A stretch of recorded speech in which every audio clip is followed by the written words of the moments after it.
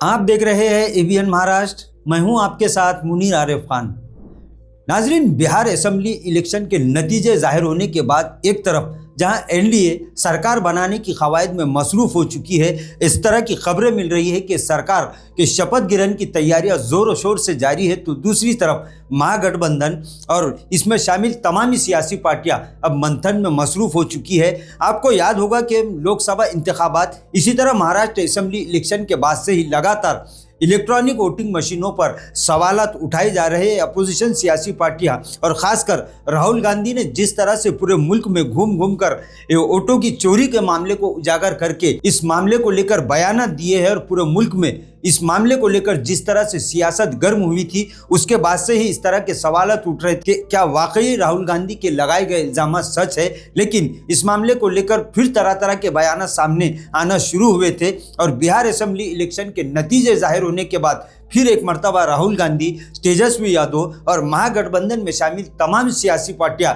इस बात को लेकर अब फिक्रमंद हो चुकी है, मंथन में बैठ चुकी है और इस तरह की खबरें भी मिल रही है कि बिहार नतीजों का यह मामला सुप्रीम कोर्ट तक पहुंच सकता है। इसी तरह सियासी पंडितों की जानिब से इस तरह की खबरें भी मौसूल हो रही है कि बिहार असेंबली इलेक्शन के नतीजों के बाद आरजेडी के 25 अरकान असेंबली जो इस मरतबा मुंतखब हुए हैं, हो सकता है कि वो इज्तिमाई इस्तीफा दे या फिर शपथ ग्रहण का यानी हल्फ बर्दारी तकरीब का बहिष्कार और इसका बायकॉट भी ये लोग कर सकते हैं। इस तरह से जिस तरह से बयानात महागठबंधन के लीडरों की जानिब से, सियासी नेताओं की जानिब से सोशल मीडिया पर वायरल हो रहे हैं, उसके बाद पूरे मुल्क में सियासी गर्मी फिर दोबारा शुरू हो चुकी है और इस तरह की बातें भी सुनी जा रही है कि इस मामले को लेकर महागठबंधन और कई सियासी पार्टियां सुप्रीम कोर्ट का दरवाज़ा खटखटा सकती है। नाजरीन, बीजेपी यहां पर हुकूमत बनाने के लिए तैयारियों में मसरूफ है, तो दूसरी तरफ अपोजिशन सियासी पार्टियां बीजेपी और एनडीए के 200 के हिस्से को पार करने पर फिक्रमंद है। इन लोगों का यह कहना है कि जब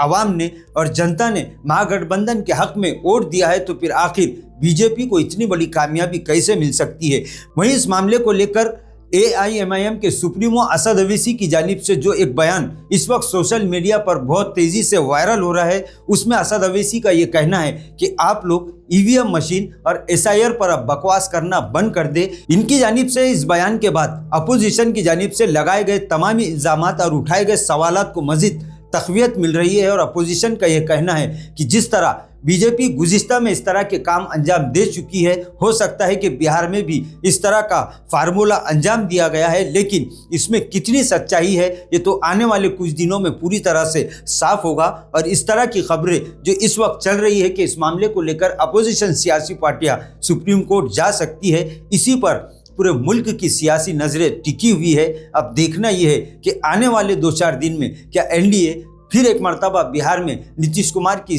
सरकार बना लेती है या ये मामला सुप्रीम कोर्ट पहुंचता है, ये आने वाला वक्त बताएगा। नाजरीन, आज के लिए बस इतना ही। फिर मुलाकात होगी कुछ नई वीडियो के साथ। तब तक के लिए हमें इजाज़त दीजिए। अल्लाह हाफिज़।